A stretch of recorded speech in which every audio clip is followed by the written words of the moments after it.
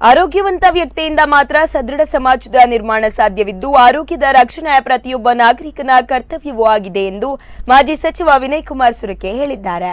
ಮಜೂರು ನಾಗರಿಕ ಸಮಿತಿಯ ನೇತೃತ್ವದಲ್ಲಿ ಮಜೂರು ಗ್ರಾಮ ಪಂಚಾಯತ್, ಪ್ರಸಾದ್ ನೇತ್ರಾಲಯ, ಸೂಪರ್ ಸ್ಪೆಷಾಲಿಟಿ ಕಣ್ಣಿನ ಆಸ್ಪತ್ರೆ ಉಡುಪಿ ಹಾಗೂ ಇನ್ನಿತರ ಸಂಘ ಸಂಸ್ಥೆಗಳ ಆಶ್ರಯದಲ್ಲಿ ಕಾಪುವಿನಲ್ಲಿ ನಡೆದ ಉಚಿತ ಆರೋಗ್ಯ ತಪಾಸಣಾ ಶಿಬಿರ ಹಾಗೂ ಅಭಿನಂದನಾ ಕಾರ್ಯಕ್ರಮದಲ್ಲಿ ಮಾತನಾಡಿದ ಅವರು, ಜನಪ್ರತಿನಿಧಿಗಳನ್ನು ಅಭಿನಂದಿಸುವ ಮೂಲಕ ಅವರ ಕರ್ತವ್ಯಗಳೇನು, ಹಕ್ಕುಗಳೇನು ಮತ್ತು ಜವಾಬ್ದಾರಿಗಳೇನು ಎನ್ನುವುದನ್ನು ಪರಿಚಯಿಸಿಕೊಟ್ಟಂತಾಗುತ್ತದೆ.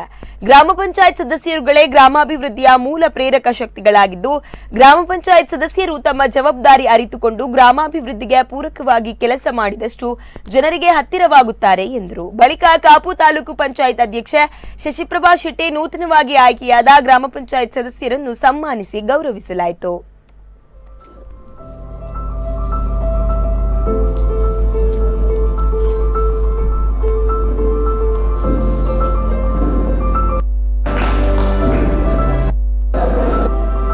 ರೋಗ ಮುಂದಕ್ಕೆ ಬರುವುದನ್ನು ತಡೆಗಟ್ಟುವಂತ ರೀತಿಯ ಒಂದು ಕಾರ್ಯಕ್ರಮಕ್ಕೆ ಈ ಉಚಿತ ಆರೋಗ್ಯ ಶಿಬಿರದ ಮುಖಾಂತರ ಕಾರ್ಯಕ್ರಮವನ್ನು ಹಮ್ಮಿಕೊಂಡಿದ್ದಾರೆ.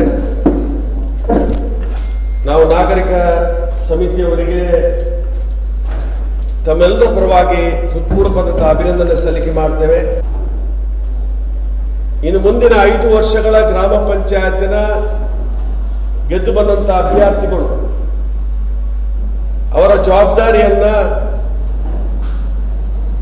ಕರ್ತವ್ಯ ದೃಷ್ಟಿಯಿಂದ ಹಮ್ಮಿಕೊಳ್ಬೇಕು ಅನ್ನೋ ರೀತಿಯ ಅವರನ್ನ ಸನ್ಮಾನ ಮಾಡಿ ಮುಂದಿನ 5